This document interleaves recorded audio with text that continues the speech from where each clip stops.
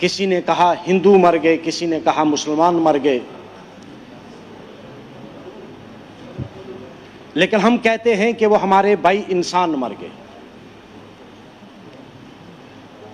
अभी जब मैं यहां ऑनरेबल मेंबर्स की डिफरेंट स्पीच सुन रहा था तो कहीं बचपन में मैंने एक पोएम पढ़ी थी जॉन डन की, तो उसके 2 मिसरे मुझे याद आए जिसका टाइटल है no man is an island entire of itself.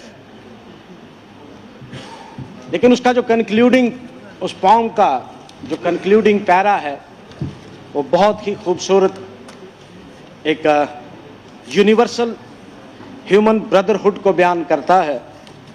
John Donne लिखते हैं अपने कंक्लूडिंग पैरे में, any man's death diminishes me because I am involved in the mankind and therefore never send to know for whom the bell tolls, it tolls for thee।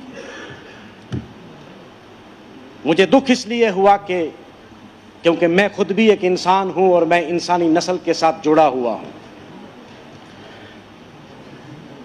इस condemnation के साथ साथ इस पर भी गौर करने की जरूरत है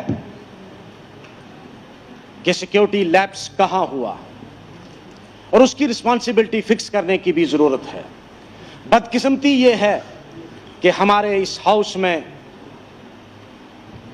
होम डिपार्टमेंट का मालिक कोई नहीं है कि हम उससे ये पूछें सवाल आज कि वहां की सिक्योरिटी एजेंसीज कहां थी, वहां की खुफिया एजेंसीज कहां थी, वहां की पुलिस एजेंसीज कहां थी?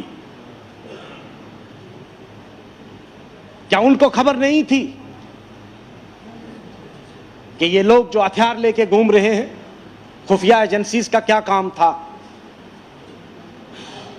ये रिस्पांसिबिलिटी फिक्स करने की भी जरूरत है। हम तो पिछले 8-10 साल से ये सुनते आए हैं कि हमने टेरर इकोसिस्टम को डिमोलिश कर दिया है। It has been torn into asunder, there is no need to worry now. Jammu and Kashmir is free of violence. फिर ये अचानक वायलेंस कहां से उठा? हम वायलेंस के हक में नहीं हैं। जम्मू कश्मीर की आवाम कभी भी वायलेंस के हक में नहीं थी, ना कभी है। हम आपके आज भी साथ हैं। हम चाहते हैं कि आप हर कदम उठाएं वो जिससे आप जम्मू कश्मीर से वायलेंस को खत्म कर सकते हैं। हमें कोई एतराज नहीं है, हम आपके साथ खड़े हैं, हम कंधे से कंधा मिलाकर लड़ेंगे। हम कभी भी जंग के लिए नहीं कहेंगे, लेकिन अगर यही सॉल्यूशन है और कोई आपके पास सॉल्यूशन नहीं है सवाए जंग के, तो हम उसके लिए भी आपके साथ खड़े हैं। लेकिन हम कभी भी जंग की राय नहीं देंगे, क्योंकि जंग में जितनी भी जंगें हुई सबसे ज्यादा कीमत अगर चुकाई तो राजौरी और पुंछ के लोगों ने चुकाई। हमें पता है जंग क्या है और जंग के नुकसानात क्या हैं, लेकिन उसके बावजूद भी अगर आज भी ये कौम, अगर आज भी ये अजीम मुल्क ये चाहता है कि इसका इलाज सवाए जंग के नहीं है, तो हम उसके लिए भी आपके साथ खड़े हैं। लेकिन खुदारा एक चीज का जवाब तो हमको भी दे दो। अगर इकोसिस्टम इससे खत्म हो सकता है टेरर का कि मेरा कोई दूर का रिश्तेदार, मुझे खबर तक नहीं है, वो कहीं टेररिस्ट बन गया है जिसका मेरे साथ ताल्लुक नहीं है, उस घर को उड़ाने से अगर इकोसिस्टम खत्म होता है तो फिर मुझे लगता है कि सारा जम्मू कश्मीर उड़ा दो, फिर तो बचेगा कोई नहीं।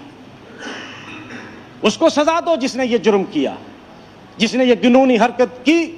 हम आपके साथ हैं, लेकिन इस तरह के हालात क्रिएट करने से हालात ठीक नहीं होंगे, बल्कि हालात बिगड़ेंगे। अगर आप दूर दूर के रिश्तेदारों को थानों पर बुलाकर, अभी कल मैं सुन रहा था पुलिस कस्टडी में एक मौत हुई है, हम उसको भी कंडेम करते हैं।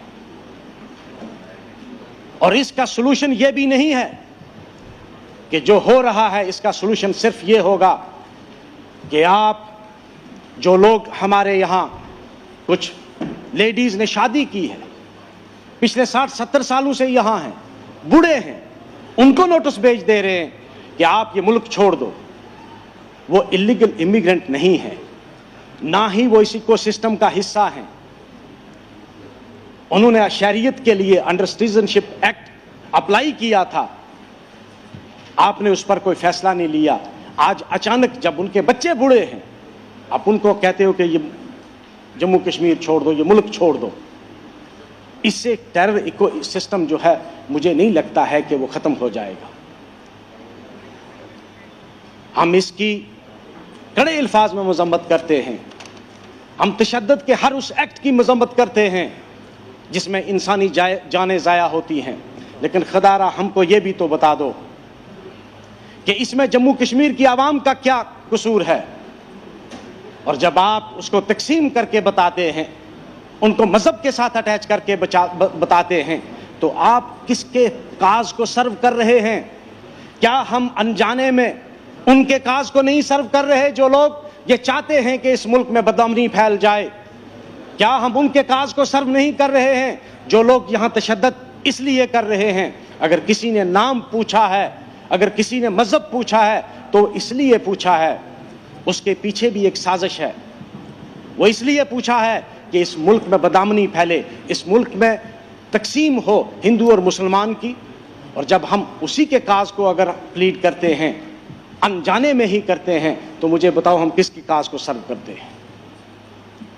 ऑनरेबल स्पीकर सर, हमारे वहां रजौरी पुंछ में इस वक्त, इसमें शक नहीं, पूरा इलाका सदमे की जद में है, लेकिन उसके साथ साथ एक खौफ भी है। जिस तरह की मूवमेंट हो रही है, लोगों के दिलों में खौफ है, क्योंकि वहां के लोगों ने इससे पहले बहुत सफर किया है। उन लोगों को हौसला अफजाई भी करनी पड़ेगी। मैं शायद इंसाफ नहीं कर पाऊंगा अपने साथ अगर मैं ये ना कहूं कि हमारी सरकार ने, बिलखुसूस ऑनरेबल चीफ मिनिस्टर साहब उमर अब्दुल्ला साहब ने, जो स्टूडेंट बाहर थे जिनको खौफ लाहक था, यहां अपनी एक टीम उन रियासतों में भेजी ताकि उनको यकीन दहानी दी जाए कि आपकी सरकार आपके साथ खड़ी है। लेकिन ऐसे हालात बने क्यों? ऐसे हालात क्यों बने कि जम्मू कश्मीर का जो तालिब इल्म या ताजर जम्मू कश्मीर से बाहर था, उसको हरासा किया गया वहां? इन हालात के लिए कौन जिम्मेदार है? हम इन मौतों से भी हम क्यों अपनी सियासत को चमकाना चाहते हैं? ये मौत है, ये इंसानी मौत है।